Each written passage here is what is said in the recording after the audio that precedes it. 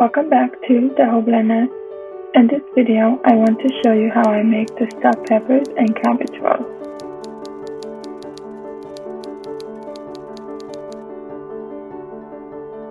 These are the ingredients that you will need.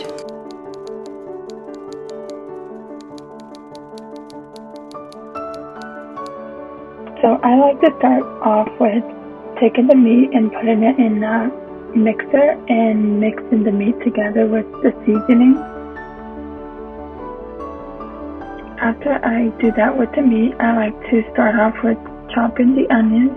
You will need about 3 yellow onions. I like to chop everything ahead of time so that way when I get to cooking everything, then it makes the process much faster. After you got done chopping the onions, then you get 2 carrots, wash and peel them, and then you would grate them. As you can see, I like to cut up some bacon as well. You can see in this recipe it requires a lot of chopping, but I'm telling you it's going to be worth it in the end. I then wash and cut up the dill. I then take the stuffed peppers and remove all of the stickers and cut off the top and clean the inside.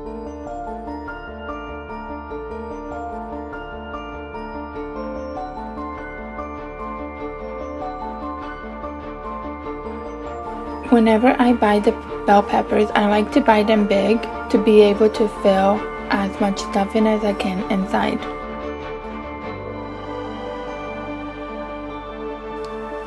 This recipe also requires a lot of oil. That is what's going to make all of the vegetables have a lot of flavor. And yes, the bacon is going to provide some oil as well. So don't be afraid.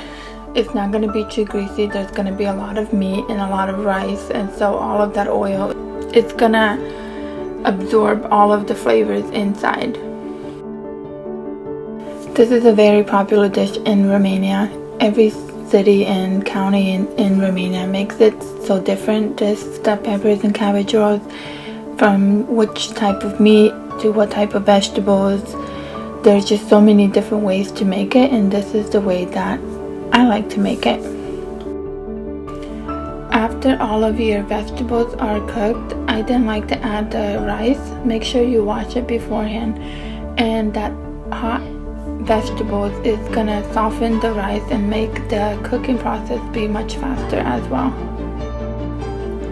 So to be able to boil the cabbage leaves, what you would have to do is to try to cut the core from the bottom and the middle as much as you can. That part is a little bit hard, but if you can remove as much as you can, and then the first layer of leaves, after that, then you would place it in the boiling water with the core open upwards, showing towards you. And that way it's going to make it much easier for the water to get inside and the leaves to fall apart.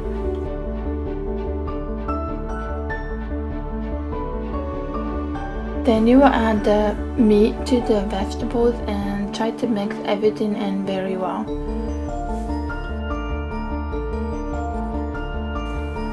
So you want to stuff the peppers as much as you can with a spoon, pushing it down, but don't push too hard so the peppers don't break. At the same time, you want to leave enough room to be able to put the top back on. You're going to have a lot of leftovers. I always do. I like to make this portion because then I have half of a Ziploc bag, gallon size, left, and then I freeze that and I just use it for another time. I also like to keep the cabbage water and not throw it out, because that is what I'm going to use to be able to cook the stuffed peppers and the cabbage if you don't want them to be soury.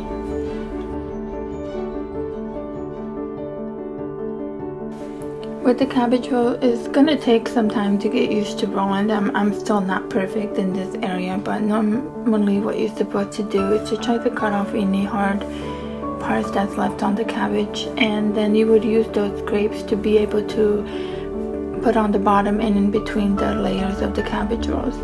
That helps with the sticking. I hope that you found this video helpful. I'm sorry if I didn't explain it very clear, It's not really a complicated recipe. If you follow the steps that I show in the video, you should be able to do this recipe or make this food. I am so sorry I haven't posted in a while. I've just been so busy with the kids and homeschooling, and I really do miss posting these videos, so I really hope that I will get a chance to post more often. Thank you for watching, and I'll see you in the next video.